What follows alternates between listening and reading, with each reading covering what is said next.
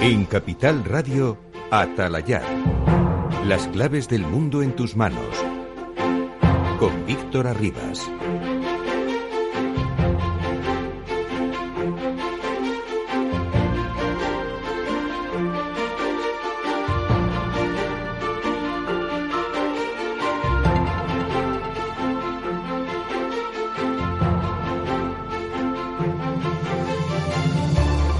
Saludos, señoras y señores, muy buenas noches y bienvenidos a Atalayar en Capital Radio, el programa de análisis sobre la actualidad internacional que abrimos en esta sintonía cada noche de los lunes.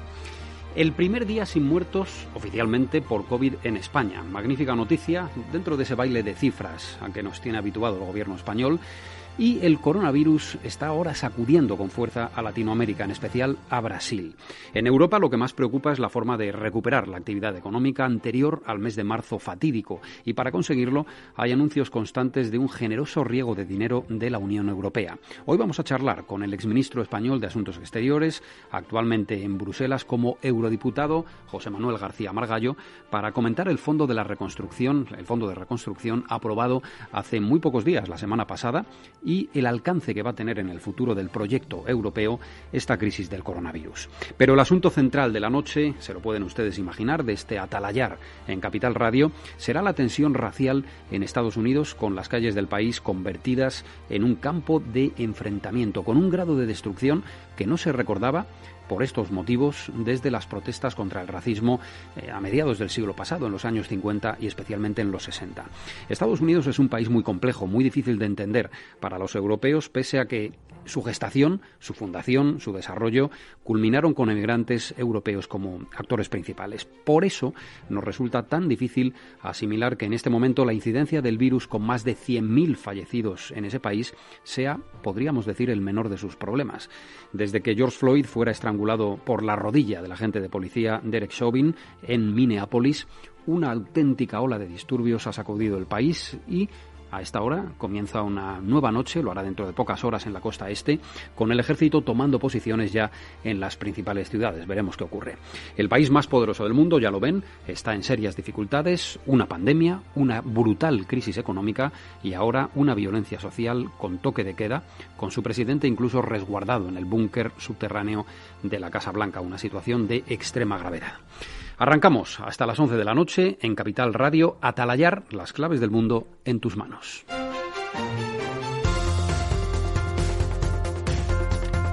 Que nos sirve ya Henar Hernández desde la redacción de Atalayar. Hernán, saludos, buenas noches. Buenas noches, Víctor. Las manifestaciones en protesta por la muerte de George Floyd se han extendido ya a 140 ciudades, entre ellas Washington, donde este domingo la Casa Blanca apagaba sus luces por primera vez en la historia por el estallido de incendios provocados en sus inmediaciones. Hasta el momento se han detenido a más de 4.000 personas y un manifestante ha muerto esta madrugada en un tiroteo con la Guardia Nacional en Louisville, mientras Donald Trump ha acusado a los movimientos de extrema izquierda de organizar saqueos y ha declarado al grupo Antifa como organización terrorista. El coronavirus sigue siendo protagonista esta semana también, con 6,3 millones de casos en todo el mundo y cerca de 380.000 muertes. La buena noticia es que ya se han curado casi 3 millones de personas. La respuesta económica ante la COVID-19 también será otro de los temas que abordaremos con la entrevista al eurodiputado José Manuel García Margallo.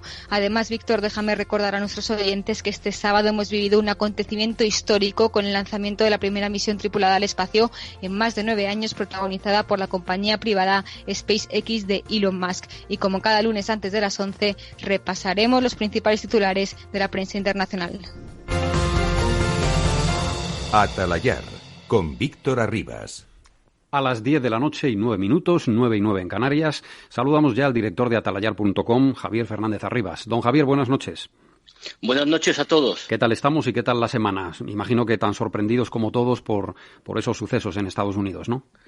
Sí, son impresionantes porque, bueno, en la mente de nadie o de casi nadie está que alguien pueda quitarle la vida a otro ser humano con la rodilla asfixiándole, ¿no? Y por mucho que que gritaba. O sea, es una escena que yo no me puedo imaginar que se pueda producir, pero sin embargo se ha producido, y eso ha desembocado en los peores enfrentamientos raciales en Estados Unidos, una fractura importante desde Martin Luther King, aunque yo creo que esta es la gota que ha rebosado el vaso, porque la administración Trump yo creo que ha tenido sus más y sus menos, y bueno, el colectivo de los negros no son los más beneficiados de esta administración, pero de ahí a que se produzcan los actos de violencia y saqueo, creo que son absolutamente inaceptables, ¿no? Decíamos en nuestra entrada que no sabe uno ahora mismo cuál es el problema más grave de Estados Unidos, si la pandemia y sus consecuencias sanitarias, en víctimas mortales, en contagiados, si la crisis económica y el paro, que se cuenta por decenas de millones de trabajadores en ese país, o la violencia social que ha irrumpido en las calles, ¿no? Javier, ¿cuál de los tres te parece el más grave? Pues el conjunto de los tres. Hombre, vamos a ver, yo creo que ahora mismo lo más grave, sobre todo porque hay personas que no tienen nada que ver y que están perdiendo sus negocios o que están recibiendo palizas, y porque además la violencia engendra violencia, y en ese sentido todo lo que está ocurriendo con esos grupos que terminan las manifestaciones enfrentándose a la policía o destrozando todo lo que encuentran a su paso, esa violencia yo creo que crea una inestabilidad, una incertidumbre, un miedo que afecta a todo lo demás. Luego, bueno, el coronavirus con más de 100.000 muertos es algo muy trascendente, sobre todo para una sociedad como la norteamericana, acostumbrada a superar retos muy difíciles a lo largo de su historia, pero siempre desde una dirección que ha tenido un rumbo más o menos claro, ¿no? Y no con los bandazos, aunque bueno, bandazos en el tema del coronavirus, ¿quién no los ha dado en el mundo? Yo creo que en cualquier caso los 40 millones de desempleados que no tienen cómo sostener a su familia, creo que ese es un problema que, bueno, como dice el Washington Post, y no me quiero adelantar, pero en su última encuesta le da 10 puntos de ventaja al candidato demócrata Joe Biden sobre Donald Trump, ¿no? Algo inimaginable hace 2 meses. Bueno, vamos a saludar a nuestro invitado de esta noche, que es el exministro de Asuntos Exteriores del Gobierno de España y ahora eurodiputado del Partido Popular, José Manuel García Margallo. Señor García Margallo, buenas noches desde Capital Radio, desde Atalayar. Buenas noches. Encantados de saludarle y de tenerle en nuestro programa. Y yo encantado de que me tengan.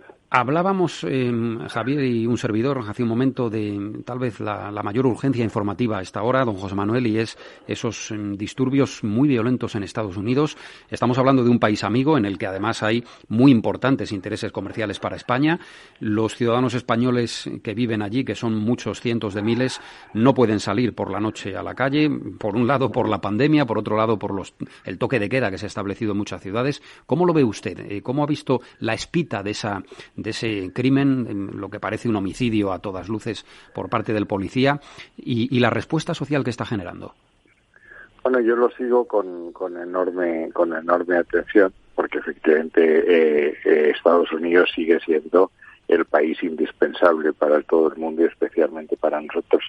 Yo creo que este estallido de violencia no es algo que aparezca por casualidad. Yo creo que hay siempre un malestar social, y de repente hay una chispa que provoca un incendio de esta magnitud. Yo honradamente siempre he tenido muchas reservas sobre la política del presidente Trump, pero que insisto que esto viene de lejos. En la Conferencia de Seguridad de Múnich del 2018, o sea, hace ya 2 años y mucho antes de la pandemia, Steinmeier, que es el presidente de Alemania, empezó diciendo the world is out of joint, es decir, el mundo está dislocado. Y lo explicaba diciendo que lo más grave que estaba ocurriendo es que el orden liberal internacional que nos dimos desde la Segunda Guerra Mundial, derechos y libertades, separación de poderes, multilateralismo y apertura de fronteras, estaba siendo dinamitado desde la propia Casa Blanca, ¿no? Y en 2020, en esa misma conferencia, lo que se constató es que la democracia iliberal, que es lo contrario de lo que he citado anteriormente, estaba avanzando en todo el mundo. Ahí ha habido un malestar. Hay quien dice que esto favorece a Trump, a pesar de las encuestas, que efectivamente ahora dan a Biden por delante. Pero yo no sé si al final los republicanos no sacan partido de esto, que son la ley del orden, no son el partido macho, ¿no? Yeah. Pero esto efectivamente hace unos meses era inimaginable, es decir, ¿qué credenciales tenía Trump? Las tenía todas. Una economía que lleva creciendo muchísimo tiempo, una tasa de paro que estaba en el 3% y la bolsa por las nubes. Claro, todo en política muy cortoplacista, porque aquí la política de Trump hizo un programa militar de 800.000 millones de dólares reservado para empresas americanas, un plan de reconstrucción de infraestructuras también con America First, un tipo de interés, su pelea con la Reserva Federal para que bajase los tipos de interés, etcétera, y lo último que hizo antes de esto fue el acuerdo con China en la primera fase, ¿no? Que se obligaron a comprarle 200.000 millones más de productos americanos, 70.000 agrícolas en los estados donde tenía dificultades. Yo no hubiese apostado un céntimo por los demócratas hace unos meses y ahora creo que hay partido, ¿eh? Y apuesta usted, vamos a cambiar de tema, el Fondo de Reconstrucción. El Fondo de Reconstrucción aprobado o anunciado la semana pasada por la Comisión Europea tiene que ser aprobado y ratificado por parte de los jefes de gobierno de los países miembros de la Unión. ¿Cree usted que es suficiente? ¿Va a ser suficiente sobre todo para el incremento de gasto tan potente que está anunciando España? Es muy importante, ¿eh? Es que esto además, esa medida no es una medida aislada, ¿eh? Ahí tiene usted el Banco Central Europeo con 750.000 millones, que es el que está comprando deuda y está permitiendo que la prima de riesgo esté baja. Es decir, me parece que hace una semana el Tesoro colocó el bono a 10 años, me parece que era 10 años a un 0,69. Eso es porque el Banco Central está detrás. Luego ha tenido usted lo que llaman la red de seguridad, que era el Banco Europeo de Inversiones, que no se puede cuantificar porque dependerá de los proyectos que presenten las empresas, del SURE para empleo, que son 100.000 millones, que ahí podemos tener una buena tajada porque, por desgracia, tenemos la tasa de desempleo mayor de Europa, y tenía usted una tercera palanca que era el mecanismo de estabilidad, que eran, me parece, 100.000 millones, 240.000 millones, que el gobierno decidirá si quiere ir o no, porque estando el dinero barato a lo mejor no quiere ir por aquello de que no digan que hay un rescate, y además viene este plan. Y este plan tiene cosas muy buenas, o sea, el primero, el que se financie con un bono europeo, es muy bueno, que la garantía no sea la garantía de los estados como en la deuda mutualizada, sino el presupuesto es muy bueno, y que haya una proporción muy importante en préstamos, en transferencias es muy bueno. Pero aquí la batalla ahora, si yo no me equivoco, que van a dar los llamados países austeros, porque ahí todo el mundo habla en términos religiosos frente a países pródigos, va a ser la condicionalidad, ya sean en transferencias o en préstamos. Es decir, esto no va a venir sin ataduras, ¿eh? El otro día leía, que es una reflexión que la gente no suele hacer, lo importante del Plan Marshall no fue el dinero que dieron, que fue importante, sino las reglas que establecieron, que fueron una economía intervencionista. Estamos hablando de los países del eje que habían sido vencidos y enfrente estaban los países comunistas, la cooperación entre los europeos, eso fue la OCDE, y la apertura de fronteras, no el proteccionismo. Y yo creo que las reglas aquí van a ser muy serias, ¿eh? Usted se gasta el dinero para aquello que se lo hemos dado y no para otra cosa. Y en segundo lugar, usted me garantiza que sus finanzas van a ser sostenibles, con lo cual tiene todo el sentido, porque aquí el dinero no nos lo dan desde fuera con el Plan Marshall, aquí lo están poniendo los países europeos, que también tienen necesidades, todos tienen necesidades, y quieren asegurarse de que aquí nadie se lo gasta en alegrías, y eso yo creo que va a ser muy importante. Tenga usted en cuenta que España, según los datos del gobierno, este año va a tener un déficit cercano al 10, y el año que viene cercano al 7. Eso no es sostenible, ¿eh? Aquí viene un plan de ajustes muy importante y un plan de reformas muy importante, ¿eh?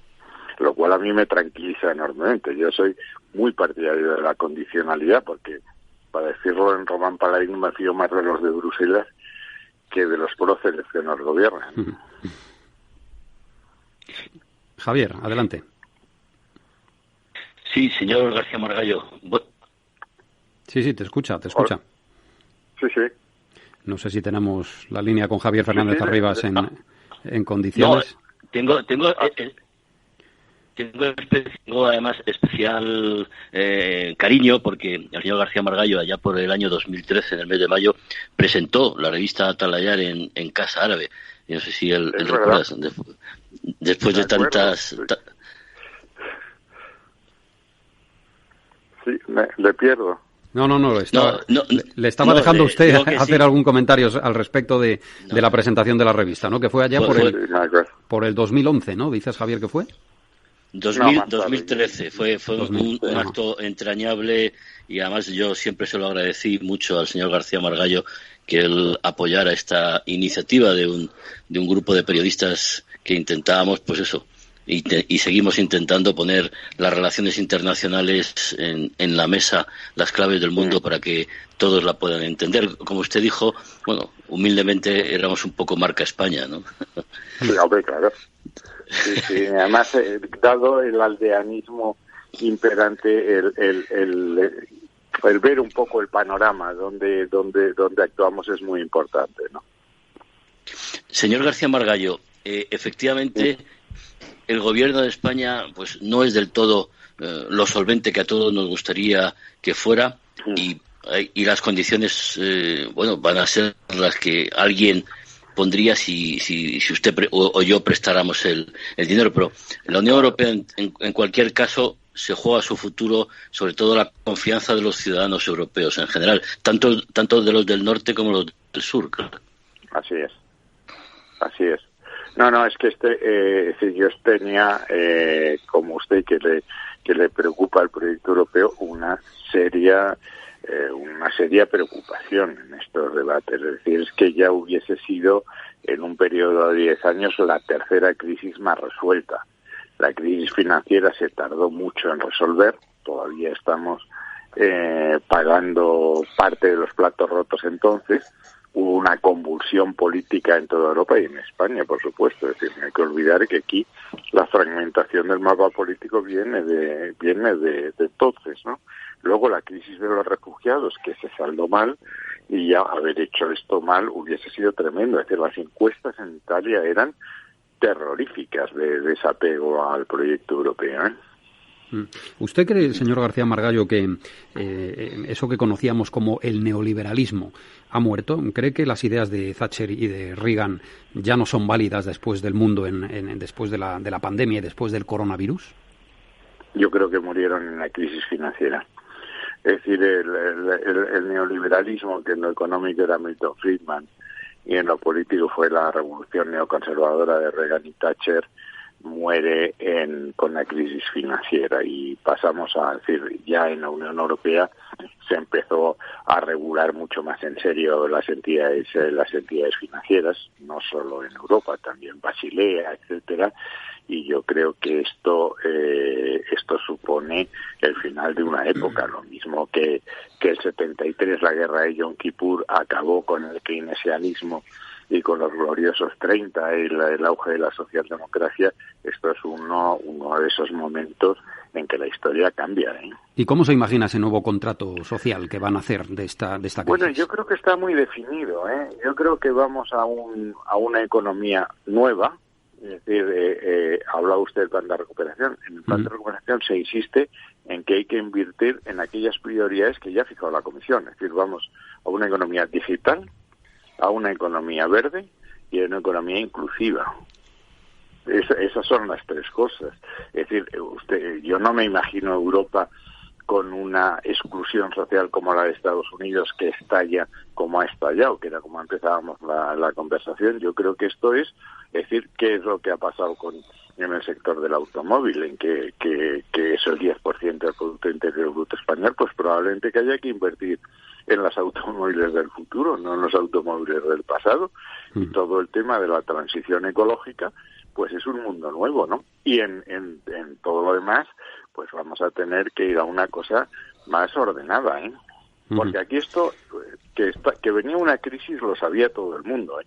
Nadie contaba con el coronavirus, pero volví a haber préstamos a personas sin las garantías suficientes, Llevábamos ya un periodo de crecimiento muy largo, y ya desde el Evangelio se sabe aquello de las vacas gordas y las vacas flacas, y Rubini venía diciendo, oiga, la tensión entre China y Estados Unidos, el Brexit y un estallido en el Oriente Medio son factores geopolíticos que van a tener una enorme repercusión. Y es verdad, y Rubini lo señalaba, la inversión de las curvas, es decir, que el dinero a corto fuese más barato que el dinero a largo, quiere decir que los inversores preveían que algo iba a ocurrir. Bueno, esto ha sido ya la tormenta perfecta en relación a eso.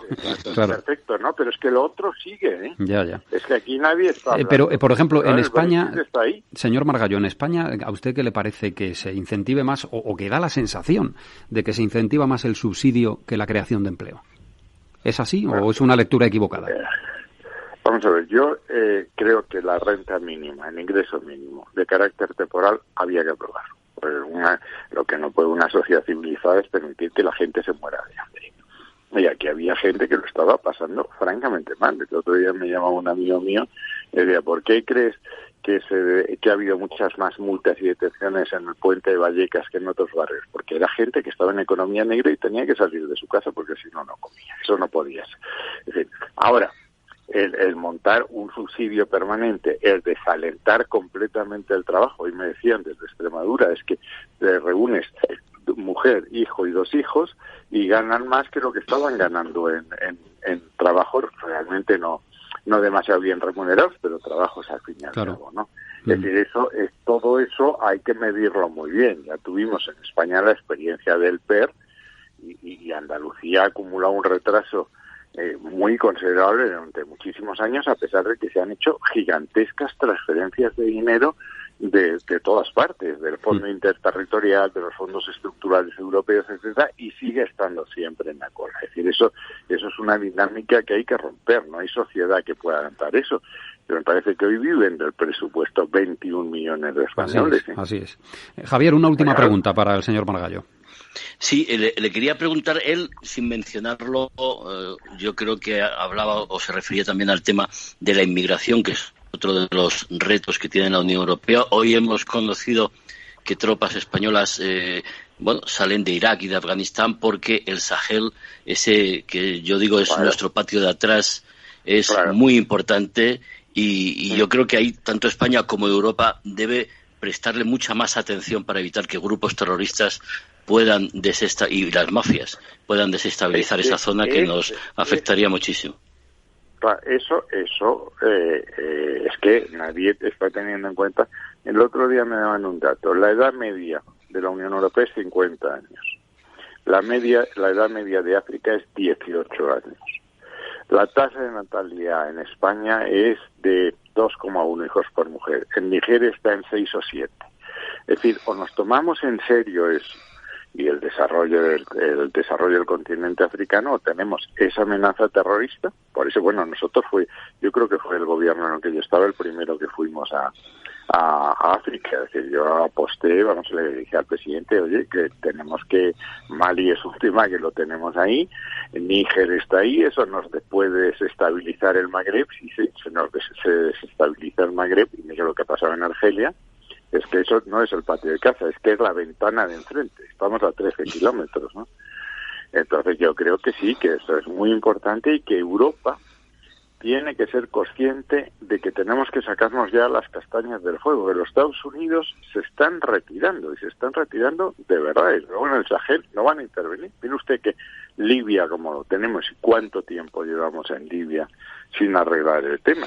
Y eso ha afectado intereses económicos. Ahí teníamos empresas nuestras muy importantes, y afecta en todo, en terrorismo. Bueno, es que Daesh, el Estado Islámico, controló parte del norte de Libia, ¿eh? Eso no son palabras menores. Bueno, pues ahí lo tenemos que dejar, don José Manuel. Le agradecemos muchísimo. Le agradecemos mucho haber estado con nosotros aquí en este nuevo programa. Es una revista y nuevo programa de radio también, ya lo ve usted. Llevamos un mes en antena, ¿eh? Vamos ampliando poco a poco. Porque Ministro. son marca España, de verdad que lo son. Bueno, muchas gracias. Gracias y que siga bien. Buenas noches. Muchas gracias. Buenas noches.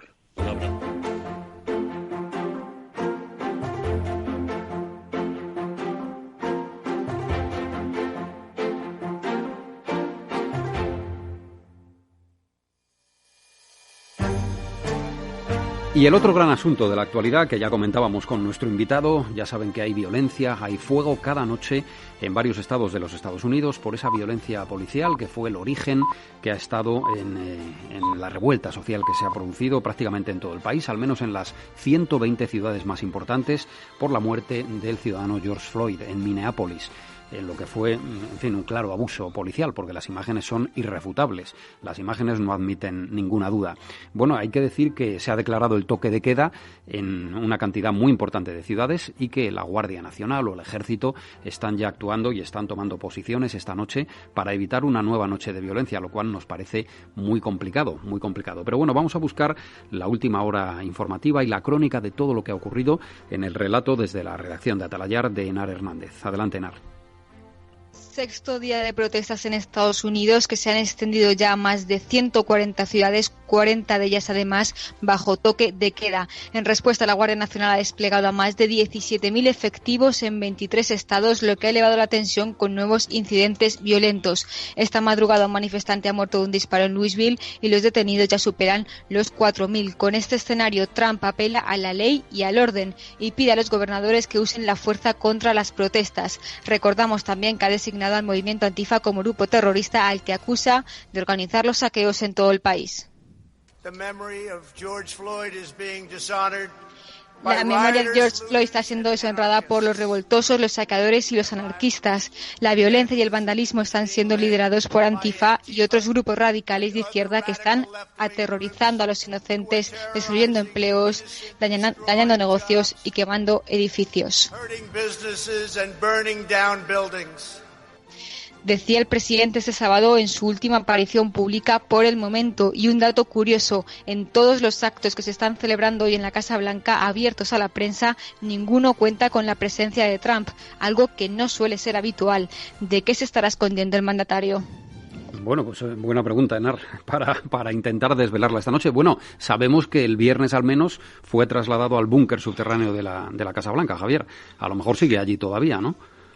No, supongo que no. Apagaron las luces, los enfrentamientos, los incendios alrededor de la Casa Blanca eran ya bastante cuantiosos y, bueno, dentro de lo que son las medidas de seguridad, pues evidentemente el búnker de la Casa Blanca está para eso, para preservar la seguridad del presidente. Sin embargo, esa decisión políticamente sí le puede costar a un Trump que siempre ha tenido una actitud soberbia, el America First, el Making Great America Again, el hacer América fuerte y grande otra vez.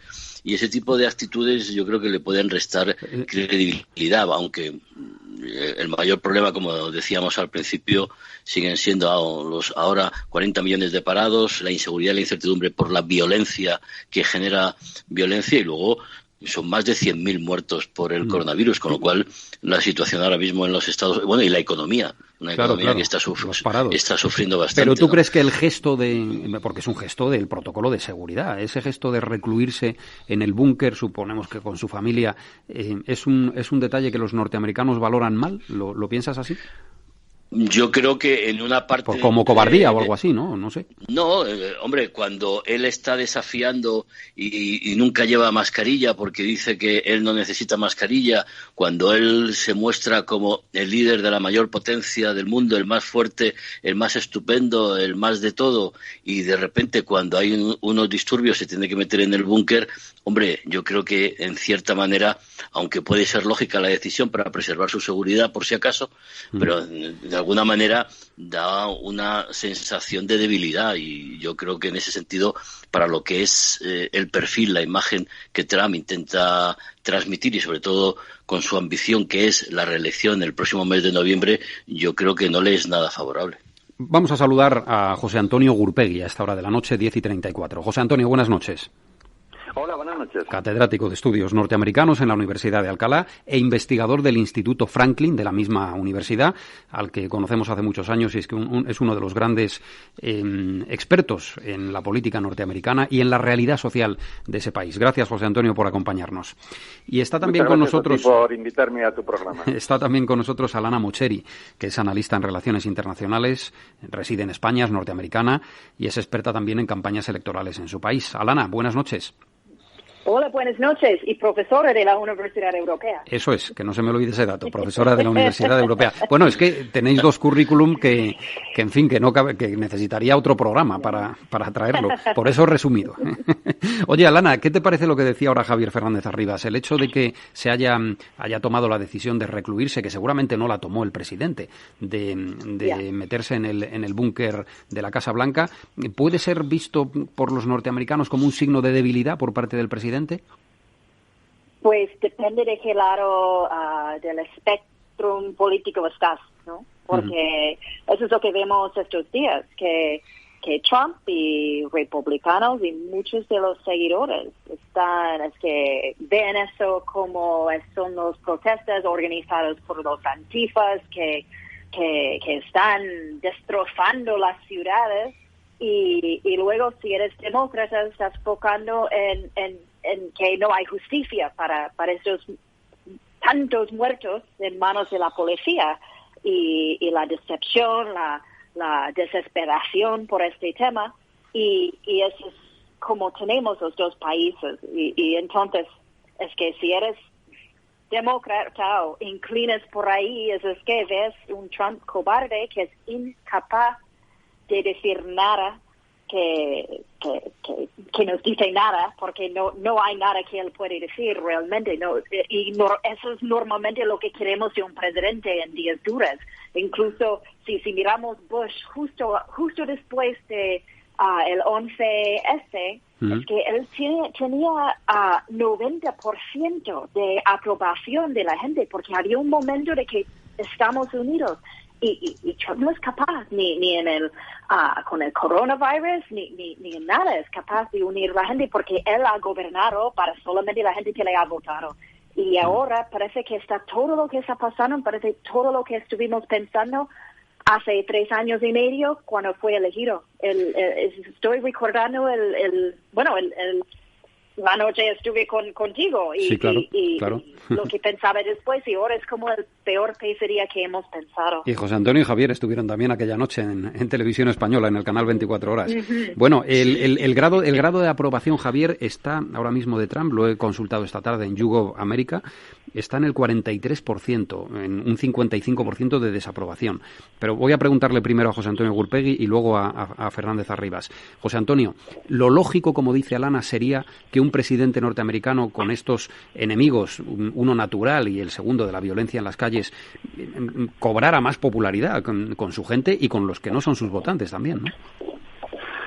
Bueno, tal vez en otras circunstancias o en otro momento, pues probablemente fuera así, pero no debemos olvidar que estamos en año electoral y estando en año electoral a unos meses, a escasos 6 meses, a 5 meses realmente de las elecciones presidenciales, pues todo hay que entenderlo y que verlo o al menos aproximarnos en clave electoral, que es lo que en cierta forma está condicionando todo ello.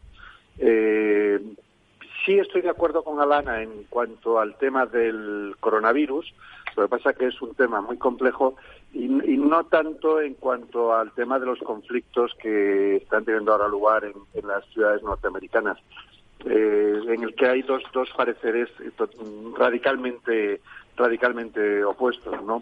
Aunque, o al menos en origen, aunque ahora los demócratas están un poco reculando sobre el apoyo a las manifestaciones.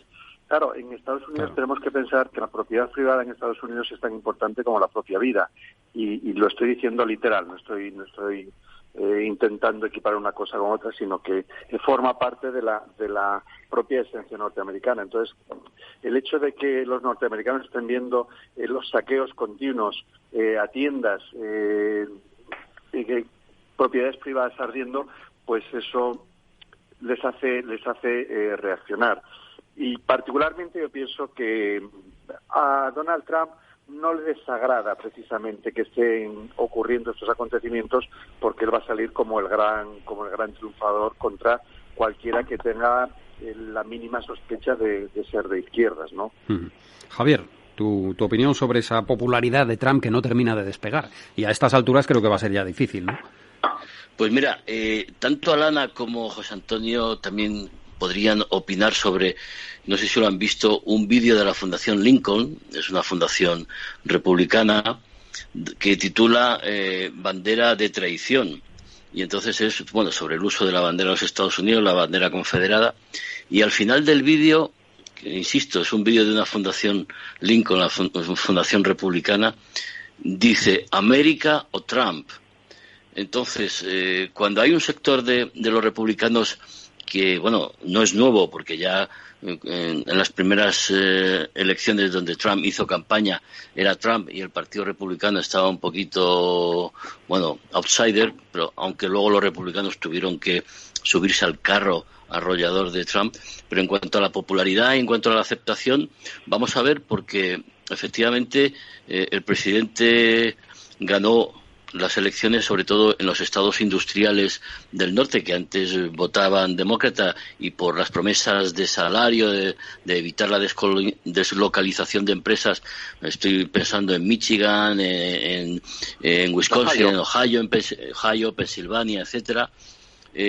Bueno, ahora yo no sé si esos estados van a estar tan proclives a votar a Trump, sobre todo porque la popularidad que pueda tener el presidente con tantos millones de parados, con la economía parada y con el coronavirus haciendo estragos como está haciendo, vamos a ver. En cualquier caso, sí es cierto que hasta noviembre queda mucho y en política, bueno, no puedes dar nada por perdido con demasiada antelación. Vamos a ir al origen también de la situación, ¿no? El incidente que se produce en Minneapolis y bueno, las acusaciones, los incidentes y disturbios que se han producido durante una semana, y el presidente, Alana, declarando Antifa, movimiento, no sé si muy ambiguo o muy concreto, ahora te voy a preguntar sobre ello, calificándolos como extrema izquierda del país y considerándolos ya movimiento terrorista. Pero, Alana, ¿qué es exactamente Antifa? ¿Qué es Antifa? ¿Es un grupo reglado, inscrito en algún tipo de registro, o es una cosa más ambigua?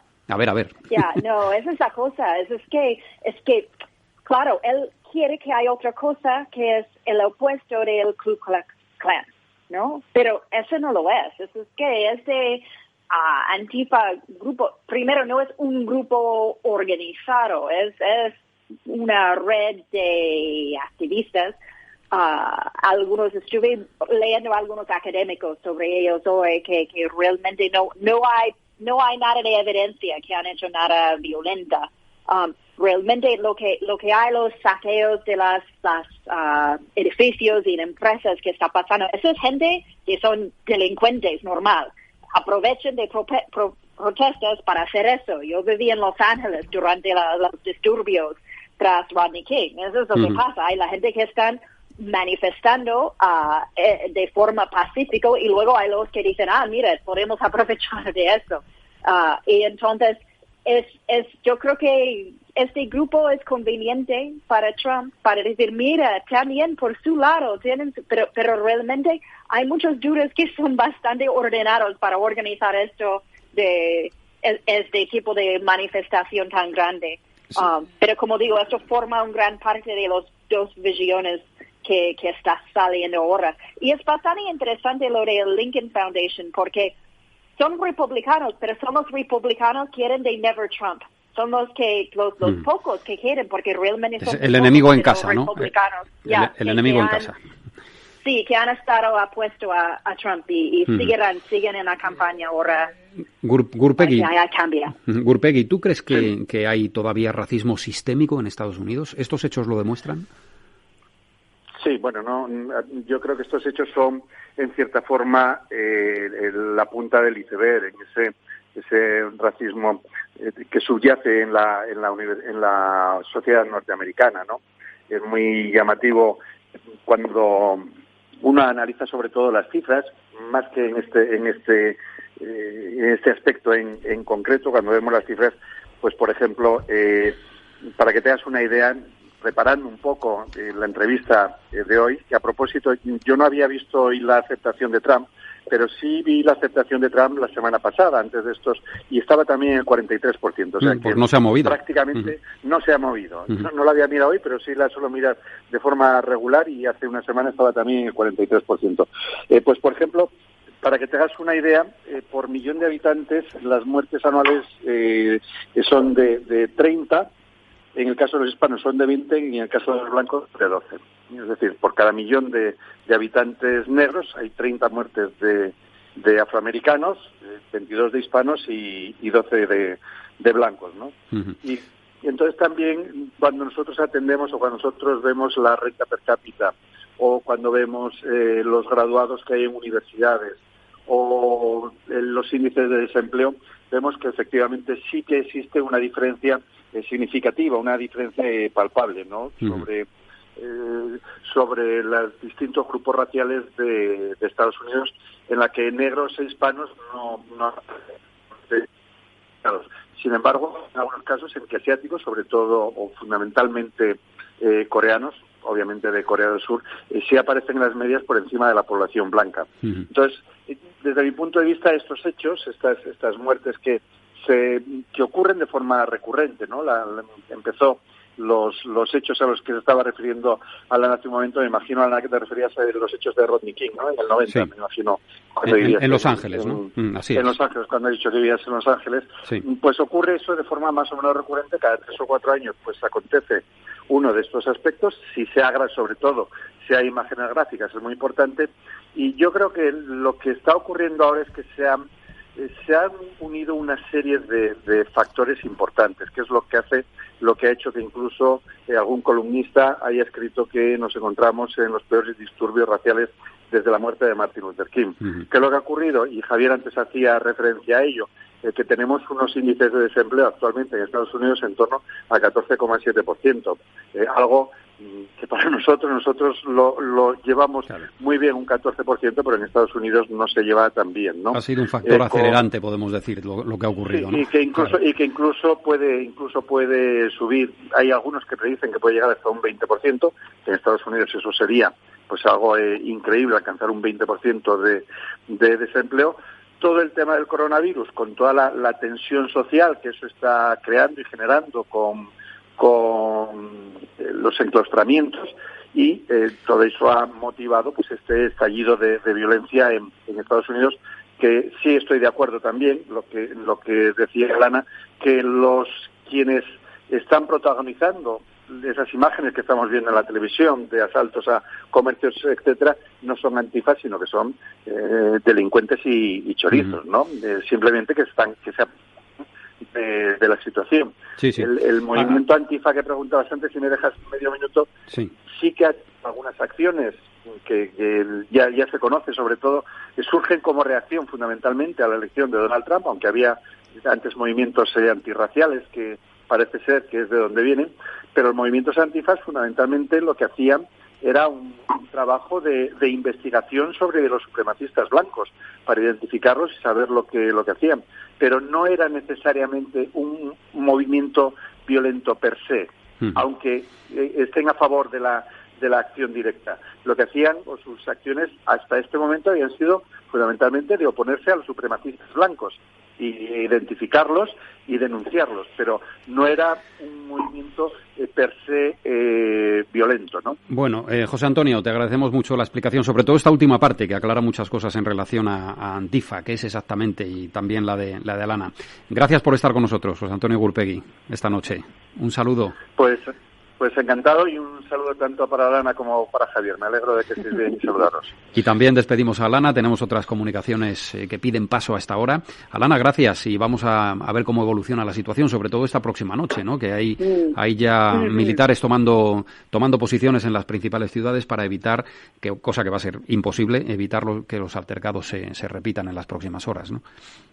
Sí, había más comentarios de Trump y la historia sigue, es bastante decepcionante. Pero, gracias por acompañarnos. Bueno, Alana, muchas gracias, un abrazo. Encantada, un placer. Bueno, decíamos la popularidad de Trump. Fíjense, según Polling Report, ¿en quién confía más? La pregunta es ¿en quién confía más el ciudadano norteamericano para resolver la pandemia del coronavirus? Bueno, pues en Trump confían más el 42%, en Biden, el candidato demócrata, el 50%. Pero cuando se les pregunta cuál de los dos es el líder más fuerte, los americanos sitúan a Trump como más fuerte, un 50% lo hacen, y apuestan por Biden un 43%. La cosa se ha ido calentando en las últimas 48 horas después de que el presidente haya lanzado muy duros ataques contra los manifestantes. ¿Cómo lo ha hecho? Utilizando su vía favorita, que es Twitter. Ana Rodríguez nos va a resumir ahora cuáles son los mensajes, los tweets más provocadores del presidente norteamericano. Ana, buenas noches. Hola, buenas noches. Twitter acusó el pasado viernes a Trump de incumplir las normas de uso de su plataforma y de ensalzar la violencia. El presidente de Estados Unidos sugirió la intervención militar para disuadir a los manifestantes que han salido a la calle para protestar por la muerte del afroamericano George Floyd.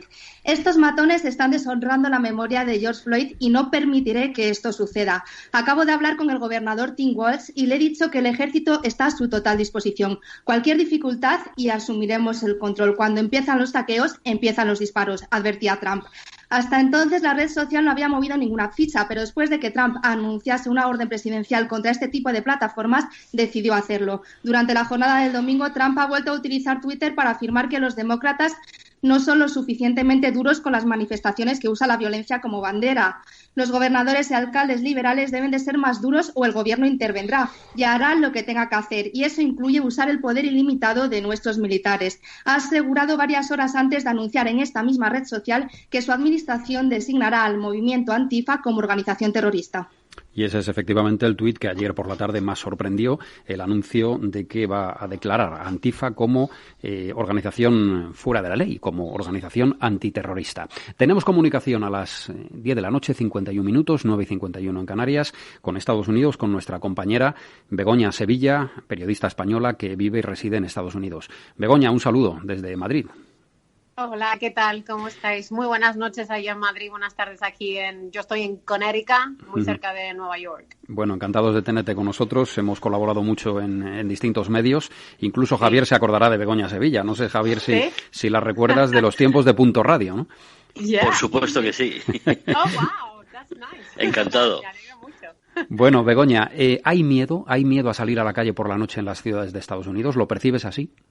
Sí.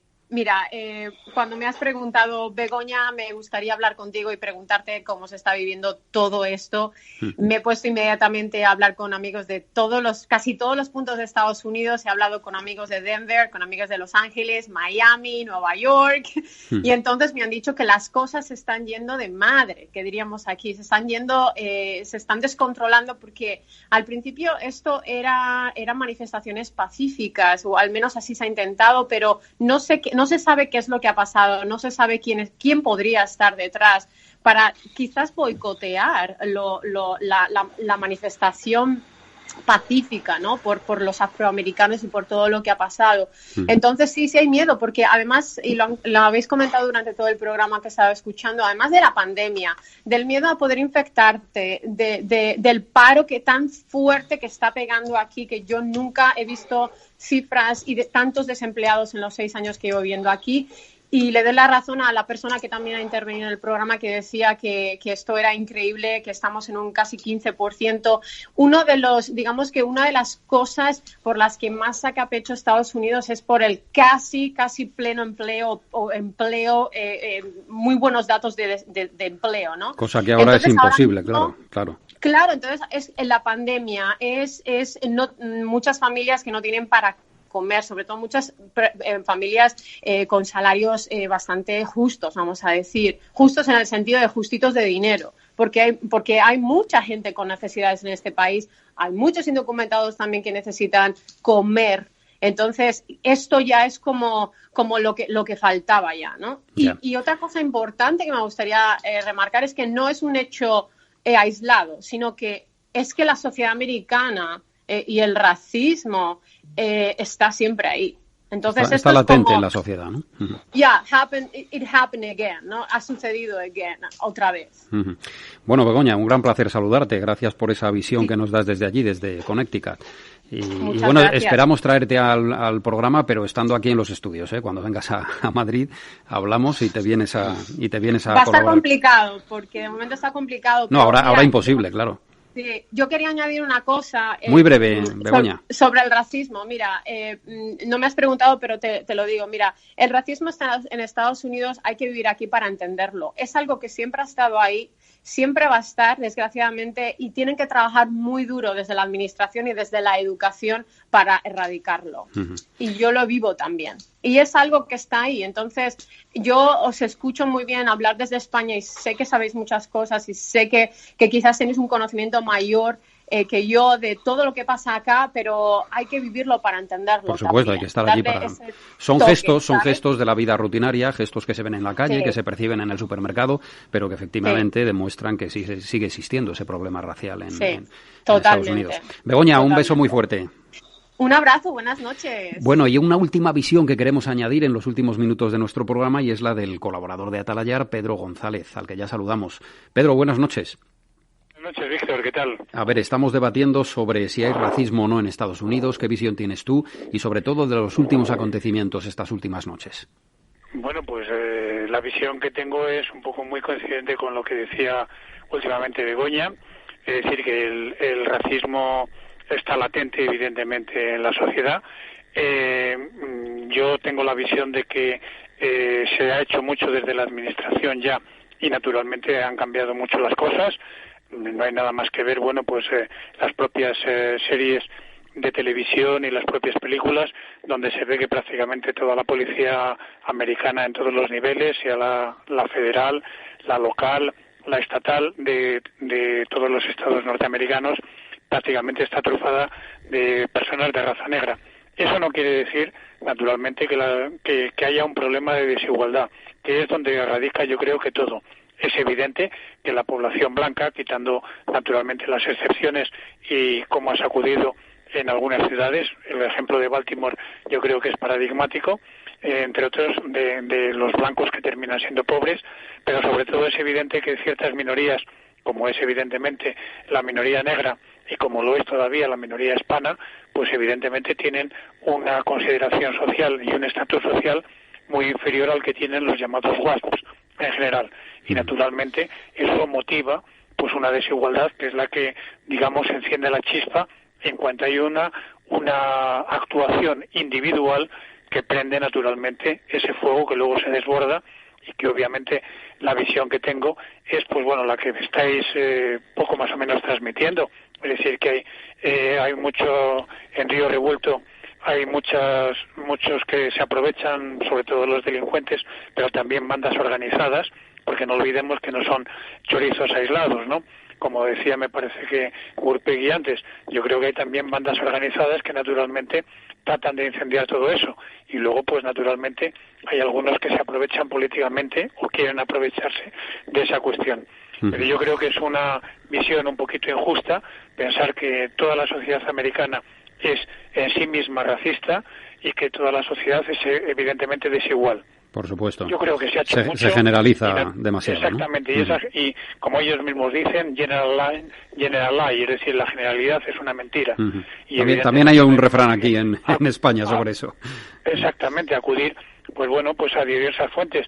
Yo daba unos datos en el último artículo que publico y naturalmente con estadísticas publicadas por el Washington Post, donde, por ejemplo, claro, evidentemente las cifras son terroríficas.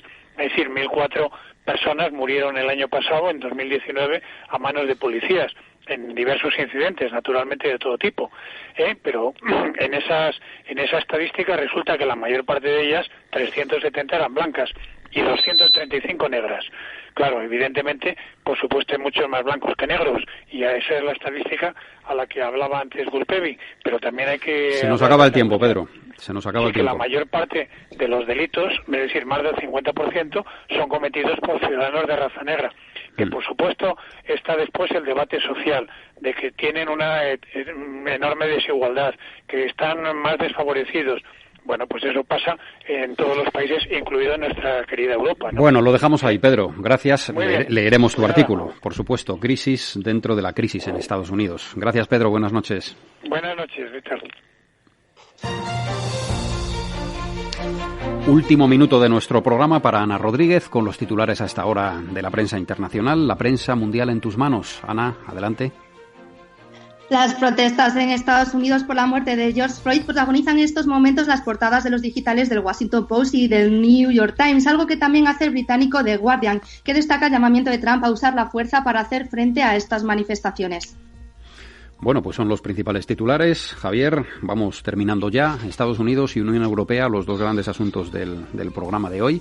Bueno, pues ahí queda todo dicho, ¿no? Sí, porque es una inestabilidad que afecta al resto del planeta en un momento donde el coronavirus parece que es el que manda, pero esperemos que la cordura se pueda reinstaurar y encauzar que se imponga la cordura. Y se ponga, exacto. Hasta la próxima semana, Javier. Un abrazo. Un abrazo para todos. Gracias a todos por estar ahí. Hasta el próximo lunes. Feliz noche a todos.